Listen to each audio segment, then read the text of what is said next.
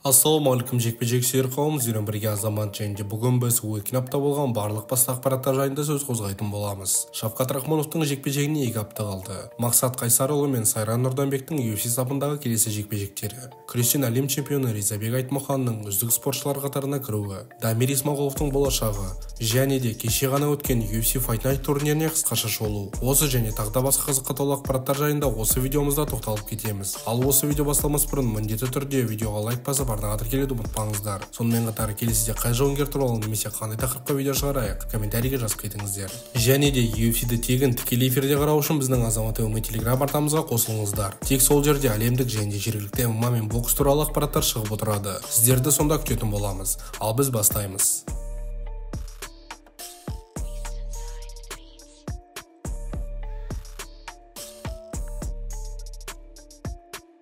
Ең алдымен кеше ғана өткен UFC Fight Night-қа тоқталып кетейік. Бұл турнир басталмас бұрын Арман Сорокян мен Бобби Грин арасында қақтығыс орын алды.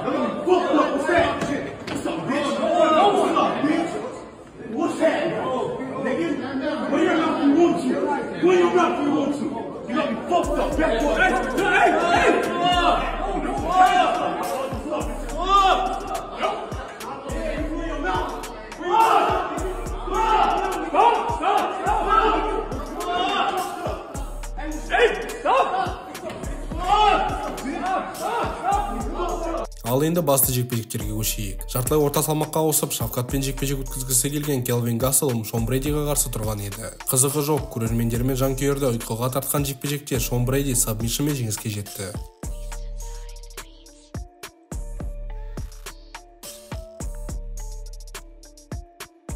Аса жеңіл салмақтың бұрынғы чемпионы Дэвисон Фигейредо жеңілдеу салмаққа ауысып Роб Фонтпен кездесті. Жоғары сапалы жекпе-жекте Фигейредо төрешілердің бір ауыз шешімімен жеңіске жетіп, чемпиондыққа үміткерлер қатарына қосылды. Көп күтірған бір жылдар демекші Бобби Грин Джалин Тернерден таяқ жеп бірінші раундта нокаутпен жеңіліп қалды.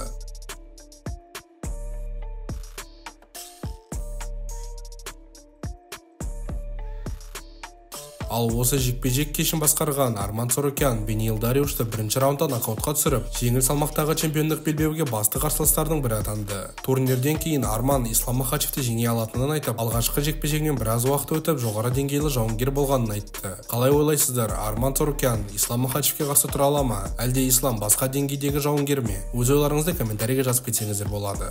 Ал біз жалғастырайық. Шавкат Рахмонов жекпе-жекке қарқынды дайындалуда. Дәл қазір Килклифф залында атаңызға айналған Майкл Чендлер және де Робби Лоулермен оқу-жаттығу жиындарын өткізуде. Айтпақшы, біраз күн бұрын біздің арнамызда Шавкат Рахмонов пен Стивен Томпсон арасындағы жекпе-жекке толықтай талдаумен талқылау шыққан болатын. Ол жерде біз жауынгерлердің жақсы, жаман жақтарына тоқталып, өзіміздің прогнозымызды берген болатынбыз. Міндетті түрде кіріп қарап кетуді ұмытпаңыздар. Шавкат жайлы оның Килклифф залындағы бапкері Саид Сапаров былай деді: "Менің ойымша, Шавкатты жақсы танитындар оның мықты қасиеттері, мінезі мен қайсарлығы екенін біледі. Бірақ бұл жай ғана мінез емес. Көшпенді батырға тән ерекше қасиеттер. Қиын жағдайға бейімделе білу, керек кезде төзімділік танытып, соңына дейін бару. Оның лақабаты Намат көшпенді деген мағынаны білдіреді. Сондықтан ол бекерден бекер үздік емес" деген болатын. Саидтен басқа UFC сапындағы ең үздік жауынгерлердің бірі Килклифф залында ұзақ уақыт бойы жаттығып келе жатқан Гилберт Бернс былай деген: "Бұл жігіт біздің залдағы әр жауынгерді сындырып бытшын шығарады. Бізге неше түрлі промоушендердің неше түрлі чемпиондары келеді. Және де олардың барлығы Шавкаттан таяқ жеп шықты. Ол шынымен де UFC чемпиондық белбеуіне қол жеткізе алады" деген болатын. Бұдан басқа Шавкаттың менеджері Ақтау қаласының тумасы Саят Абдрахманов батырымыздың болашақ жекпе-жегі жайлы сөз қозғады. Дивизионда бір қызық жағдай орын алып жатыр. Колби кезексіз титулда төбелеспекші, ал Белал өз кезегін күтіп отыр. Мына жақтан Ислам Махачев көтерілгісі келеді. Бұның бәрі титулға деген жолды қиындатады. Егер бәрі өз ретімен болып, Билал осы турнирде титулға шығып, ал Шафкат сол турнирде Томпсонды мерзімінен бұрын жеңсе, күмәнсіз Шафкат титулға басты үміткер болар еді. Қазір жағдай түсініксіз болып тұр. Меніңше, Шафкатқа осы жекпе-жектен кейін тағы да төбелесуге тура келетін секілді деген болатын.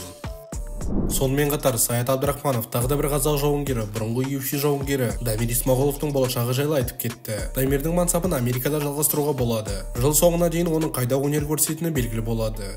Досымен жекпе-жекке дейін PFL мен Bellator'дан ұсыныстар болған. Сол кезде кету керек еді деп ойлаймын. Қазір қолда бар ұсыныстармен жұмыс жасаймыз. Әлі де мүмкіндік бар. Бірақ PFL Bellator'ды сатып алғасын келісімге келу аздап баяу жүреді деген болатын. Және де Саят өзінің басты жауынгерлеріне тоқталып кетті. Шавкат Рахмонов, Арман Сарукян және де Мавсар Евлоев. Барлығына титул үшін бір ғана қадам қалды. Ең көп дегенде 2 жекпе-жек. Келесі шайқастардың нәтижесіне байланысты болады. Алла қаласа 2024 жылда Қатардан 3 чемпионмен аяқтағым келеді деген болатын. Қалай ойлайсыздар, осы жауынгерлер чемпион бола ала ма? Өз ойларыңызды комментарийге жазып кетсеңіздер болады. Қос Қытай қазақтары қандас бауырларымыз Мақсат пен Сайран келесі жекпе-жектеріне дайындығын бастады. 9-3 рекордына ие Мақсат Қайсарұлы 14 қаңтар ақш-та өтетін UFC Fight Night 234 турнирінде австралиялық дебютант Том Ноллмен жұдырықтасады. Батырымыз Мақсат соңғы жекпе-жегін мамыр айында UFC Fight Night 223 турнирінде өткізген. Қос жауынгерде Дана Уайттың үміткерлер сериясының арқасында UFC-мен келісімшартқа қол жеткізді. Ал Сайран Нұрданбекұлы келесі жекпе-жегін 11 ақпан күні ақш елінде UFC Fight Night 236 турнирінде өткізеді. Қарсыласы 8-0 рекордына ие америкалық Хайдар Амил. Қандас бауырымыз соңғы жекпе-жегін сәуір айында UFC 227 турнирінде өткізген болатын. Қос бауырымызға бұл жекпе-жектерінде жеңіске жетулерін тілейміз. Бүкіл әлемдік күрес әлемі жанкүйерлердің назарына жіті бақылауға кеңес берген үздік 5 жас спортшыны атап, тәуелсіз қазақ елінің алғашқы чемпионы Ризабек Айтмаханды қосып, осы тізімнің бірінші орнына қойды. Барлығымыз білетіндей Ризабек 97 келі салмаққа ауысқан болатын. Сыбыстарға сенсек, Ризабекті арнайы Париждегі Олимпиада үшін қарқынды дайындап, оқу-жаттығу жиындарын өткізуде. Сол үшін келе жатқан жарыстарда батырымызға сәттілік тілейміз.